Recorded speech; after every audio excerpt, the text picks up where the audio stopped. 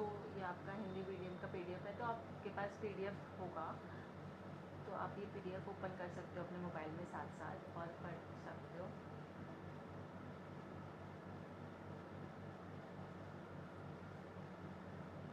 तो जो आपकी PDF है इससे रिगार्डिंग मैंने नोट्स प्रिपेयर किए हैं।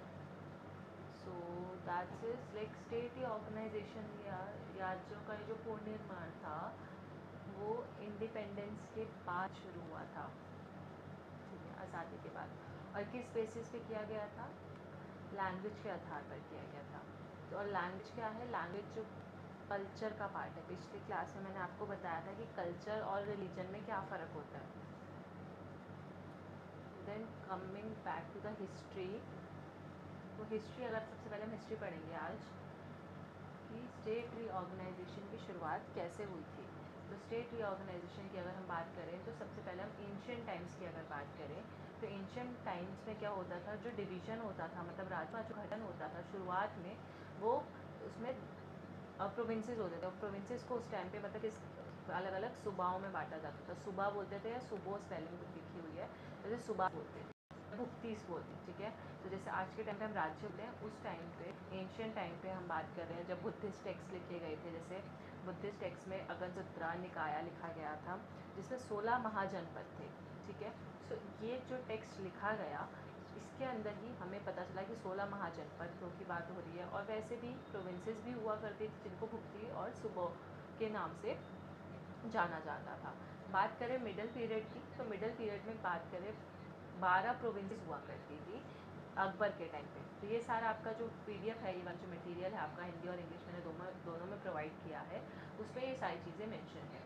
फिर अकबर के टाइम पे हमने कितनी देखे? 12 स्टेट्स देखी। और औरंगजेब के टाइम पे ये जो 12 प्रोविंसेस थी वो कितने हो गई? 21 हो गई। तो 12 का उल्टा करेंगे 21, वैसे भी याद हो जाएगा। फिर ये मुगल का पीरियड आता है और जब मुगलों का डिक्लाइन होना शुरू हो जाता है तो आते हैं ब्रिटिशर्स। फिर ब्रिटिशर्स आते हैं और ब्रिटिशर्स के टाइम पे हमने देखी 4 प्रेसिडेंसी। तो पहली जो 3 है वो है मद्रास, बॉम्बे और बंगाल, ठीक है। मद्रास, बॉम्बे और बंगाल। मद्रास को जो प्रेसिडेंसी बनाया गया 1801 में। बॉम्बे जो प्रेसिडेंसी रहा ब्रिटिशर्स की वो रहा 1827 तक। और जो बंगाल की अगर हम बात करें तो जो बंगाल था हमारा प्रेसिडेंसी वो था 1865 तक, ठीक है। और जो हमारी 4th प्रेसिडेंसी जो बहुत बाद में बनी वो थी आगरा, ठीक है, ब्रिटिशर्स ने जो बनाई थी। ये था एक्ट ऑफ 1833। तो ये 4 प्रेसिडेंसीज आपको याद रखनी है कि कौन से एक्ट के तहत बना था आगरा, एक्ट ऑफ 1833। फिर एक्ट 1836 में क्या हुआ? एक्ट ऑफ 1836 ये कहता है कि वेस्ट बिहार बना, ठीक है। वेस्ट बिहार यानी कि हमारा नॉर्थ वेस्ट प्रोविंसेस की हम बात कर रहे हैं। तो नॉर्थ वेस्ट प्रोविंसेस से अलग होकर क्या बनाया गया? वेस्ट बिहार। फिर 1856 का एक और एक्ट आता है। 1856 के एक्ट के तहत औध बनता है, जिसको हम अगर बोले तो अवध। इसका जो प्रोनाउंसिएशन है वो है अवध, वैसे इसका जो स्पेलिंग है वो है औध। तो औध जो था मतलब अवध जो था वो मर्ज किया गया। और मर्ज किसके साथ किया गया? यहाँ पे थोड़ा सा PDF कट गया है। नॉर्थ वेस्ट के साथ अवध को मर्ज कर दिया गया था। और ये औध था वो आज के टाइम पे हम इसको किस नाम से जानते हैं? यूपी यानी कि उत्तर प्रदेश के नाम से अब इस अवध रीजन को आज के टाइम पे हम जानते हैं। फिर हम बात करें ऑफ ये यहाँ पे थोड़ा सा आई गेस पेज कट गया है। तो यहाँ पे जो रीऑर्गेनाइजेशन जो ये ब्रिटिशर्स ने किया था, मतलब राज्यों का जो पूर्ण निर्माण ब्रिटिशर्स ने किया था, उसमें ये जो रीऑर्गेनाइजेशन था किस बेसिस पे किया गया था? 3 बेसिस पे। मिलिट्री यानी कि हमारा जिसको हम बोलते हैं सैन्य आधार पर। देन पॉलिटिकल यानी राजनीतिक आधार पर ये पूर्ण निर्माण किया उन्होंने। जो 4 प्रेसिडेंसीज बनाई या जो स्टेट्स बनाए, अलग 4 अलग प्रेसिडेंसी बांटा। और तीसरा था एडमिनिस्ट्रेटिव यानी कि प्रशासनिक, ठीक है। तो ये 3 आधार बेसिस पे, इस कन्वीनियंस के बेसिस पे ये ऐड किया गया था, मतलब स्टेट का रीऑर्गेनाइजेशन किया गया था। मिलिट्री के बेसिस पे, पॉलिटिकल, एडमिनिस्ट्रेटिव और एडमिनिस्ट्रेटिव कन्वीनियंस के बेसिस पे, ठीक है। ये किसने किया? ये ब्रिटिशर्स ने किया। और बल्कि जो होना क्या चाहिए था? होना चाहिए था रीजनल एस्पिरेशन, यानी कि हमारी क्षेत्रीय आकांक्षाएं जो होती हैं कि किस क्या डिमांड्स है, क्या कैसे उनको रूल किया जाना चाहिए, वहाँ का कल्चर कैसा है, वहाँ की नीड्स क्या है, उस आधार पर हमें स्टेट्स का पूर्ण निर्माण करना चाहिए था या स्टेट का गठन करना चाहिए था, ठीक है। लेकिन हमने क्या किया? रीजनल एस्पिरेशंस के बेसिस पे गठन ना करके जो ब्रिटिशर्स थे उन्होंने मिलिट्री, पॉलिटिकल, एडमिनिस्ट्रेटिव कन्वीनियंस के बेसिस पे गठन किया। तो ये हमने थोड़ा सा हिस्ट्री देखा कि कैसे कैसे जो है स्टेट रीऑर्गेनाइजेशन हो रहा था। एंशिएंट टाइम्स में कैसे हुआ, मिडल पीरियड में कैसे हुआ, यही सारी बातें आपकी PDF में लिखी हुई है, हिंदी PDF में भी लिखी है और इंग्लिश PDF में भी लिखी हुई है। ठीक है, मैं आपको बाइलिंगुअल तरीके से बता रही हूँ ताकि हिंदी मीडियम और इंग्लिश मीडियम दोनों को समझ आ जाए। फिर इसके बाद एक शिफ्ट देखने को मिलता है, तो मेरी राइटिंग आई होप आपको समझ आ रही होगी। तो शिफ्ट कैसे आया, यहाँ पे शिफ्ट आता है, ये जो 4 प्रेसिडेंसीज बनाई गई थी, बॉम्बे, मद्रास, बंगाल और आगरा। इस टाइम पे क्या हुआ, बंगाल का था वो पार्टीशन हो गया। बंगाल पार्टीशन कब हुआ, 1905 में, और ये 1905 से शुरू हुआ और बंगाल पार्टीशन को कैंसिल करना पड़ा, फिर बहुत ज़्यादा प्रोटेस्ट वगैरह हुए, वो एक अलग कहानी है। तो 1912 में बंगाल पार्टीशन जो था वो खत्म हो गया और इसको बंगाल पार्टीशन फिर नहीं हुआ, 1912 में इसको कैंसिल कर दिया गया। लेकिन इस जो टाइम पीरियड था उससे बहुत ज़्यादा चीज़ें अलग अलग सिनेरियो बदल चुके थे। अब आता है हमारा गवर्नमेंट ऑफ इंडिया एक्ट 1990। इसमें क्या होता है, डायरेक्टली जाती है इन प्रोविंसेस। डीआरपी को हम क्या बोलते हैं, अगर हम डीआरपी की बात करें, डीआरपी का मतलब है इस पर प्रोसेस है, 2 तरीके की लिस्ट आ गई। जैसे आज के टाइम में पढ़ते हैं ना, स्टेट लिस्ट, सेंट्रल लिस्ट और ये 3 लिस्ट आप सबने सुनी होगी। तो वैसे ही इस टाइम पे जो 1990 में लाया था, रिजर्व सब्जेक्ट थे और एक ट्रांसफर सब्जेक्ट थे। रिजर्व सब्जेक्ट में क्या था, रिजर्व सब्जेक्ट की अगर मैं बताऊँ तो रिजर्व सब्जेक्ट में वैसे आपके ये इतना लिखना ज़रूरी नहीं है, आपके पेपर के हिसाब से सिर्फ इतना भी लिख कर आओगे डीआरपी की प्रोविंसेस में कि क्या क्या सिनेरियो में क्या क्या चेंजेस आ रहे हैं, स्टेट का जो निर्माण है वो कैसे कैसे बदल रहा है, वो देखना है। तो रिजर्व सब्जेक्ट अगर आपको समझाऊँ गवर्नमेंट ऑफ इंडिया के, इसमें ये था कि जो ब्रिटिश गवर्नर के द्वारा ये चलाया जाए, मतलब जिसके अंदर सब्जेक्ट कौन कौन से आएंगे, जैसे आपका लॉ एंड ऑर्डर आ गया, फाइनेंस आ गया, फाइनेंशियल जस्टिस आ गया। ये कुछ जो सब्जेक्ट्स हैं ये आपके ब्रिटिश के अंदर आएगा। वैसे कुछ ट्रांसफर सब्जेक्ट थे। ट्रांसफर सब्जेक्ट वो सब्जेक्ट हुआ करते थे जो इंडियन के द्वारा, जिसके लिए कौन रिस्पॉन्सिबल थे, रिस्पॉन्सिबल थे। और इसमें जैसे आपका आ गया एजुकेशन, हेल्थ, ठीक है, एग्रीकल्चर, ये कुछ सब्जेक्ट थे। तो इस बेसिस पे जो प्रोविंस में क्या आ गई, जो हुआ उसको मतलब डीआरपी का हिंदी ट्रांसलेशन क्या होगा, आप अगर कोई हिंदी मीडियम का है तो बता सकता है।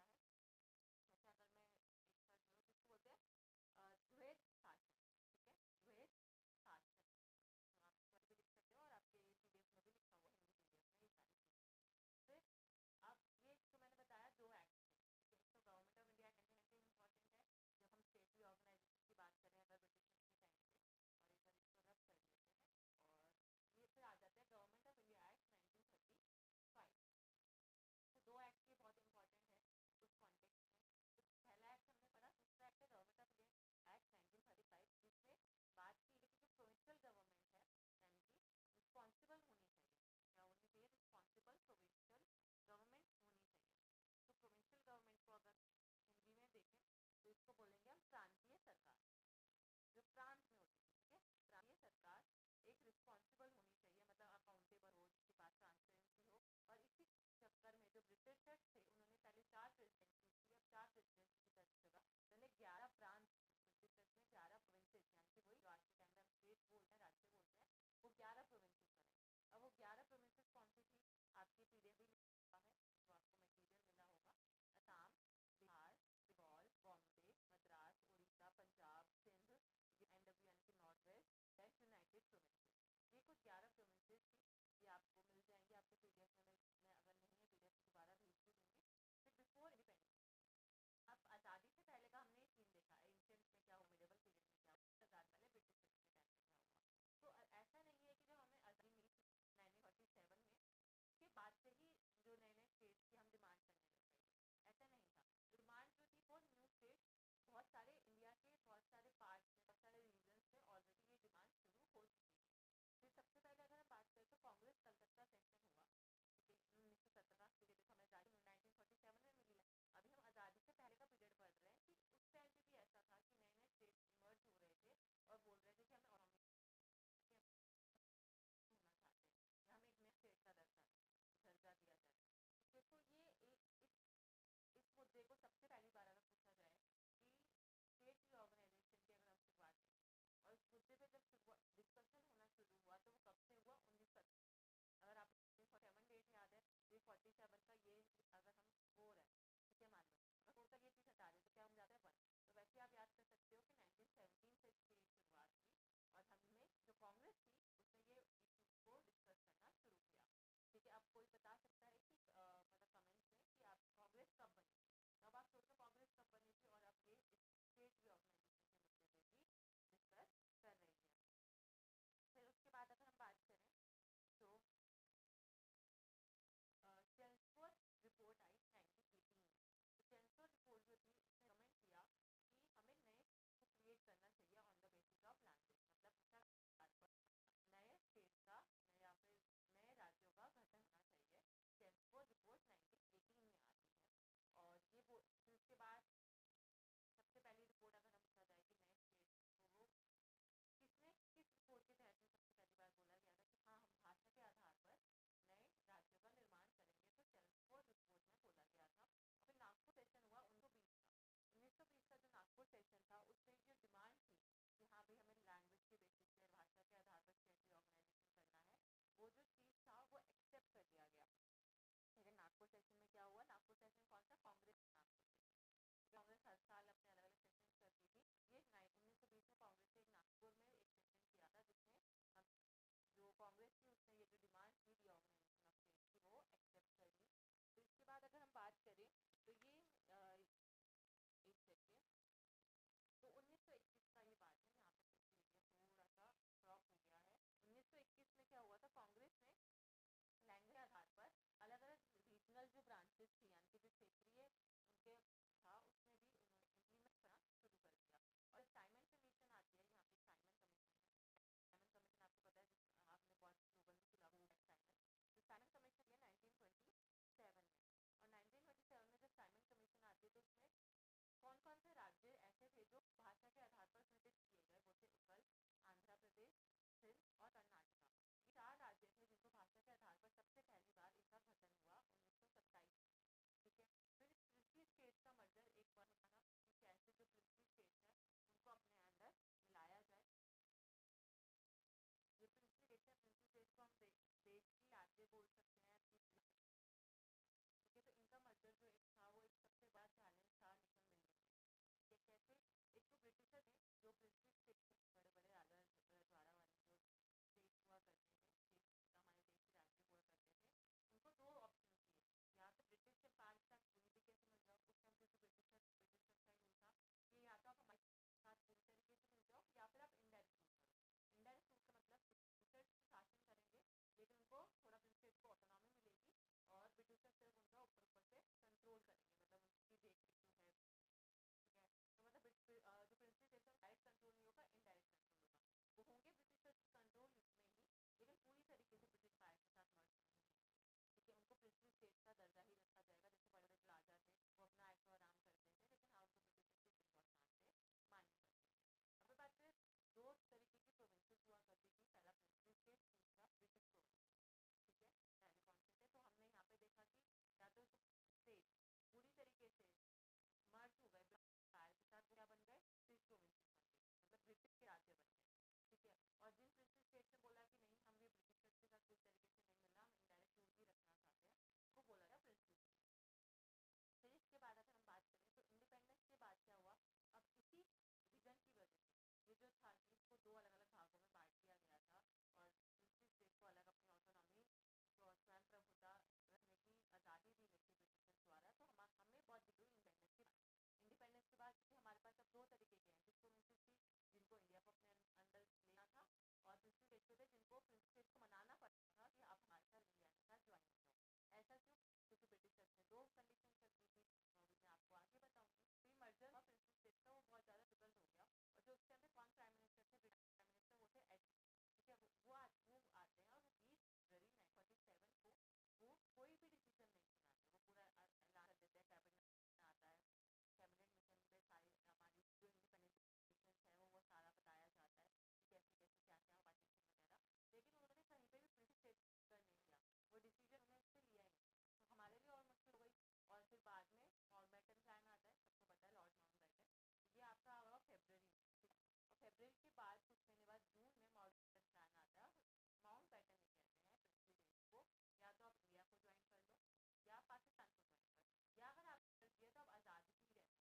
अब एक बात बताओ, किसी प्रिंसली स्टेट को आज़ाद रहने की परमिशन मिल जाए तो वो क्यों और किसी के साथ जुड़ना चाहेगा। तो कुछ प्रिंसली स्टेट थे जो इंडिया ज्वाइन थे, कुछ प्रिंसली स्टेट ऐसे थे जैसे कि हैदराबाद,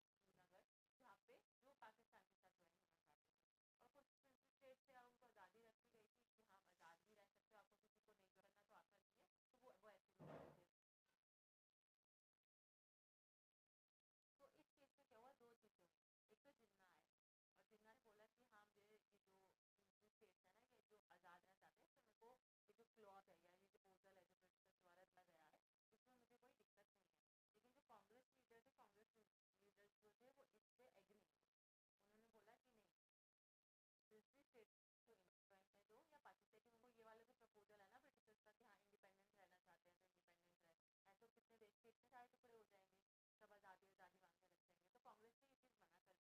और जिन्होंने ये इसे अप्रूव इसलिए कर दिया क्योंकि उसे पता था कि अगर ज़्यादातर जो स्टेट्स हैं वो इंडिया के साथ ही ज्वाइन होना चाहते हैं तो उसका घाटा है, तो इसलिए उसने ये चीज़ अप्रूव कर दी। अब जो सबसे पहला कौन से 3 ऐसे प्रिंसिपल स्टेट्स थे जो आपके आंसर में भी मेंशन कर सकते हो कि कौन से ऐसे 3 प्रिंसिपल स्टेट्स थे जिन्होंने बोला कि हम अपने आप को इंडिपेंडेंट ही रखना चाहते हैं, स्वतंत्र ही रखना चाहते हैं, हमें किसी के साथ नहीं ज्वाइन करना। तो वो था भोपाल, हैदराबाद और त्रावणकोर। ये 3 स्टेट्स जो थे वो इंडिपेंडेंट होना चाहते थे। अब ये मर्जर पॉसिबल कैसे हुआ? ये मर्जर ऑब्वियसली यही जो हमारे सबसे बड़े जिनका जिनको इसका श्रेय जाता है वो है सरदार वल्लभ भाई पटेल। अगर ये नहीं होते, नहीं होती तो दूसरे स्टेट होते हमारे साथ इंडिया में कभी ज्वाइन हो ही नहीं पाते। सबसे जो 3 स्टेट ऐसे पहुंचे थे जिसमें सबसे ज़्यादा मुश्किल हुई हमें मर्जर के टाइम, ठीक है, क्योंकि भोपाल, हैदराबाद, त्रावणकोर ने पहले ही डिक्लेयर कर दिया था कि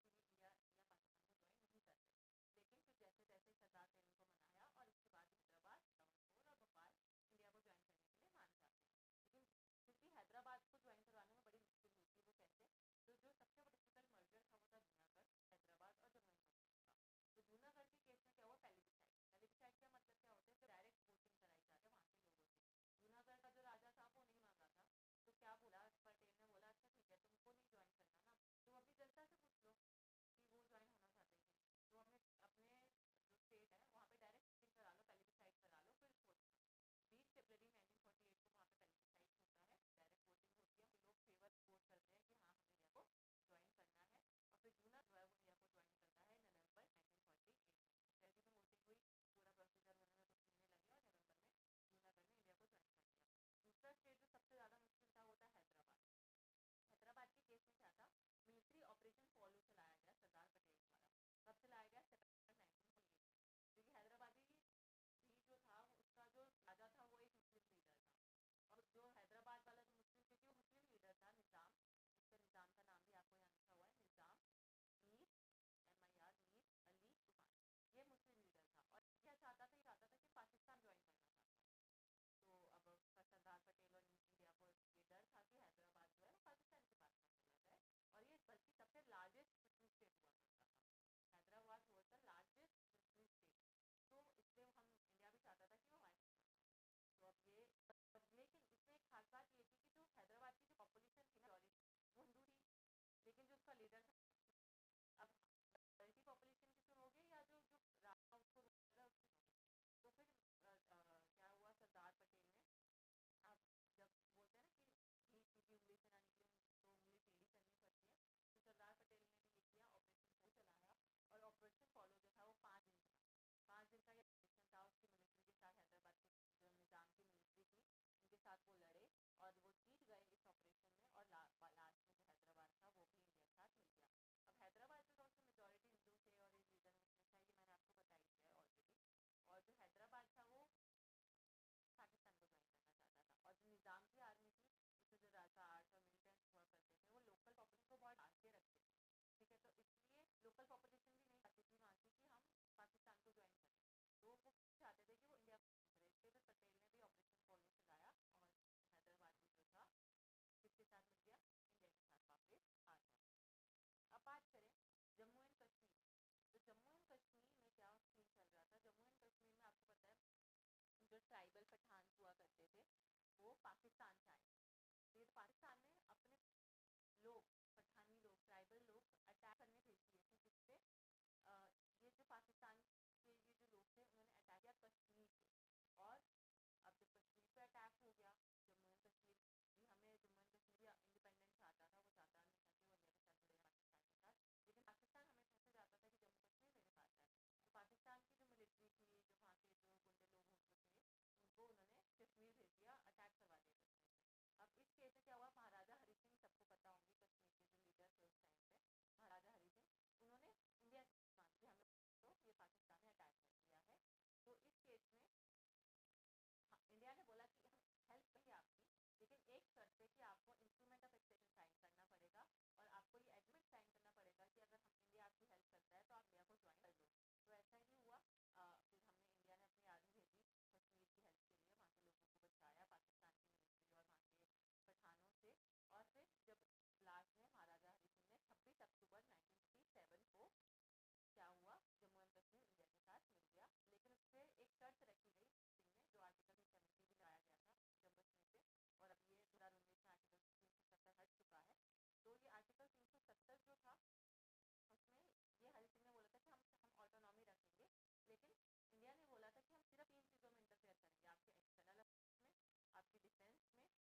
आपका कम्युनिकेशन में, कम्युनिकेशन यानी कि आगा जो की वार्तालाप किस देश से कैसा हो रहा है कैसा है, उसमें हम एक्सटर्नल अफेयर में भी कम्युनिकेशन, और डिफेंस में इंडिया की जो गवर्नमेंट होगी, जो सेंट्रल गवर्नमेंट होगी, सिर्फ उसमें इंटरफेयर करेंगे, बाकी आपको पूरा ऑटोनॉमी है, आप जैसे अपना सरकार चलाना चाहते हो चलाओ, ठीक है। अब हैदराबाद का मैंने बता दिया, और हैदराबाद में भी स्टेट कांग्रेस थी, क्योंकि मैंने आपको बताया था कि कांग्रेस जो थी हर स्टेट में हुआ करती थी, तो जो हैदराबाद की स्टेट कांग्रेस थी उसके जो लीडर थे वो थे स्वामी रामानंद, यहाँ पे ये नाम कट हो गया, रामानंद तीरथ। तो ये जो स्वामी रामानंद तीरथ थे, इन्होंने क्या करा, एगिटेशन यानी कि रिवॉल्ट शुरू कर दिया विद इंडिया, ठीक है, इंडिया के मतलब इंडिया के मर्जर के लिए, क्योंकि जो निज़ाम था हैदराबाद का निज़ाम वो बहुत परेशान कर रहा था वहाँ के लोगों को, तो इन्होंने हेल्प की थी, जो मैं आपको हैदराबाद वाले पॉइंट में बताना भूल गई। इस पर्सन का नाम आपको याद रखना है कि इंडिया जो हैदराबाद इंडिया के साथ जुड़ा, उसमें कौन से लीडर ने हेल्प किया, तो स्वामी रामानंद तीरथ ने हेल्प की, ऑपरेशन फॉलो चला था, और फिर लास्ट में सितंबर 1947 में हैदराबाद जो था इंडिया के साथ मिल चुका था। अब ये था, तो हम आते हैं अपने दूसरे हिस्से पे जो आपकी पीडीएफ में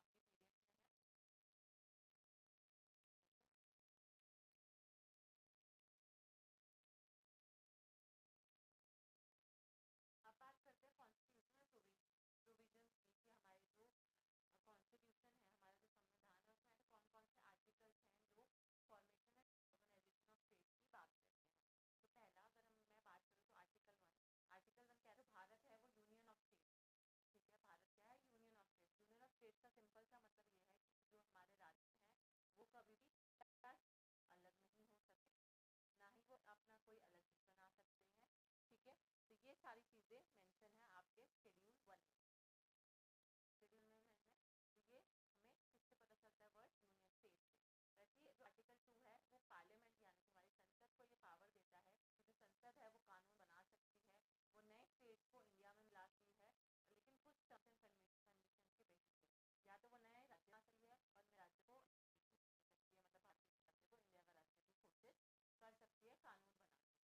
और यही जो कानून के बारे में जो जो चीज़ें लिखी हैं वो आर्टिकल 13 में ये बातें लिखी हैं कि पार्लियामेंट के पास क्या क्या पावर है इस कंटेक्स्ट में।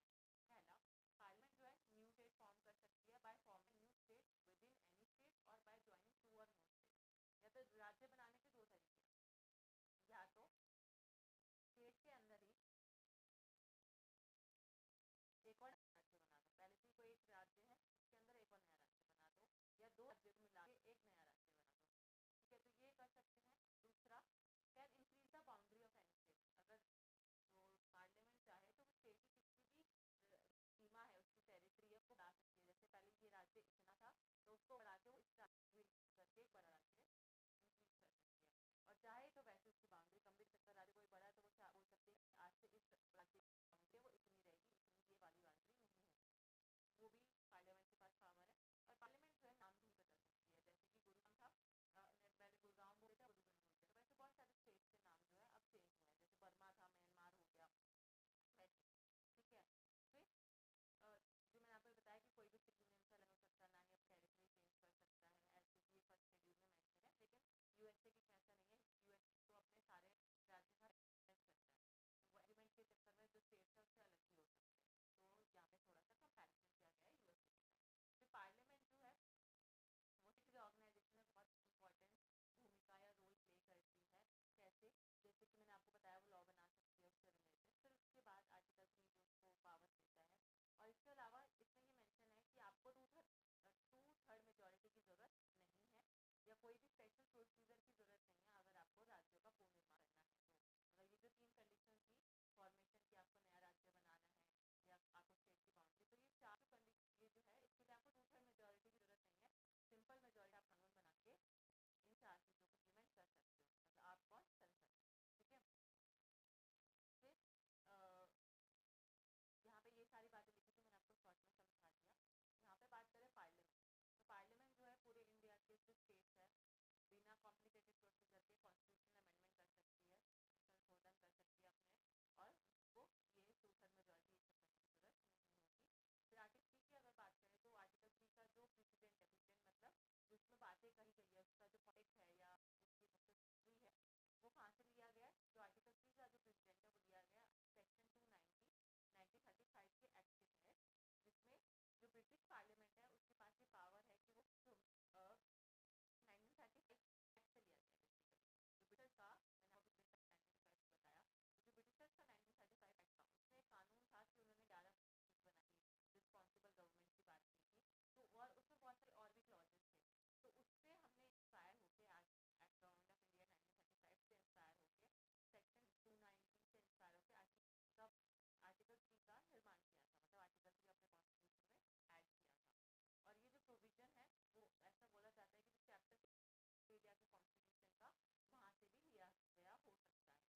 कंडीशन है एज 1935 एक्ट, और कुछ जो प्रोविजन है जैसे हम नाम चेंज कर सकते हैं, बाउंड्रीज चेंज कर सकते हैं, तो ऐसे ही कुछ बात ऑस्ट्रेलिया में कॉन्स्टिट्यूशन चैप्टर 6 ही कहता है। फिर BN राव जो थे उन्होंने सेक्शन 2 भी इंक्लूड किया था, किससे रिलेटेड, कॉन्स्टिट्यूएंट असेंबली से रिलेटेड, कि कॉन्स्टिट्यूएंट जो असेंबली है उसका फेडरल कॉन्स्टिट्यूशन होना चाहिए। मैंने अभी आपको पिछली क्लास में फेडरलिज्म क्या होता है और डिसेंट्रलाइजेशन क्या होता है मैंने आपको दोनों का मतलब समझाया था कि फेडरल क्या होता है। फेडरलिज्म का सिंपल सा मतलब है कि आपका सेपरेशन ऑफ पावर्स का कॉन्सेप्ट, ठीक है, डिवीजन ऑफ पावर का कॉन्सेप्ट की फंक्शन के बेस पर जब हम डिवाइड करते हैं। तो जो फेडरल कमेटी थी, फेडरल कॉन्स्टिट्यूशन कमेटी थी, उसने जो ये BN राव उनके आइडिया को एक्सेप्ट किया और इसके अंदर एक सब कमेटी बनाई गई, federal and provincial constitutional committee बनाई गई, जिसमें जिसको हम लिंग्विस्टिक प्रोविंशनल सब कमेटी भी बोलते हैं। तो ये जो कमेटी थी इसमें प्रोविजन इंक्लूड किया गया। अब उसकी रिपोर्ट में ये बात की गई इस कमेटी की रिपोर्ट में कि जो 1935 का जो एक्ट है और ऑस्ट्रेलिया का कॉन्स्टिट्यूशन है उसमें इन्होंने उसका रेफरेंस दिया। किस कमेटी ने? ये जो कमेटी बनाई गई थी ये वाली फेडरल एंड कॉन्स्टिट्यूशनल कमेटी। तो ये जो कमेटी थी इसमें इन्होंने बोला कि हमने जो ये क्लॉज डाले हैं या फिर हमें जो इसके लैंग्वेज के बेसिस पे पुनर्गठन करना है या फिर अगर हमें किसी स्टेट की चेंज करनी है तो इसका जो हम जिक्र है वो यहाँ से करते हैं। तो ये कमेटी में ये चीज़ मेंशन थी। And the parliament was required to take the consent of the legislature of the concern state for the formation of new provinces और चेंज इन बाउंड्रीज।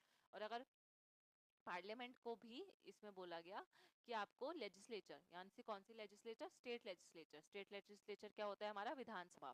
तो अगर आपको किसी भी स्टेट का कुछ भी चेंज करना है, उसका नाम चेंज करना है, उसकी बाउंड्री चेंज करनी है, उसको नए स्टेट बनाना है या दो राज्यों को मिला के एक नया राज्य बनाना है, कुछ भी करना है, तो पार्लियामेंट लॉ तो बना सकती है, लेकिन उसके लिए पहले उसको विधानसभा यानी कि स्टेट लेजिस्लेचर का मत लेना बहुत जरूरी है। पहले तो पार्लियामेंट क्या करती थी, अपने मन से किसी को भी ऐसे कुछ भी कर दिया, ठीक है, कभी भी अपना लॉ बना के स्टेट रीऑर्गेनाइजेशन कर दिया। लेकिन फिर इस BN राव के सुझाव पे हमने बोला कि नहीं भाई, कंसेंट भी लेना इंपॉर्टेंट है। जिस राज्य के साथ आप छेड़छाड़ कर रहे हो उसका कंसेंट तो ले लो।